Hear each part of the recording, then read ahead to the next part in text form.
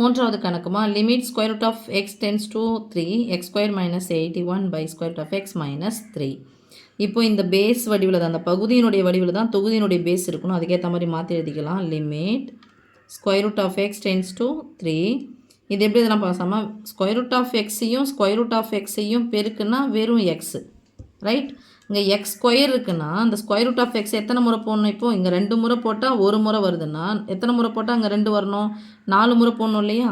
அப்போ square root of x the whole power 4 minus 3/4 தான் 81. 3 3 9 9 81, ரைட்மா? By square root of x minus 3. இப்போ formula வடிவத்தில் வந்துச்சா? What is the formula? Limit x tends to x naught x power n minus a power n by x minus a equal to n into a power n minus 1. அப்போது x minus a இருக்கணும், x minus power மட்டும் வேறு சேமாக இருக்கணும். அப்போ formula n சேமாக இருக்கிற power என்ன பாருங்கள் சாமி? 4 இன்ட்டு ஏன்றது 3 அடுக்கு 4லேருந்து 1 கழிக்கணும் 3.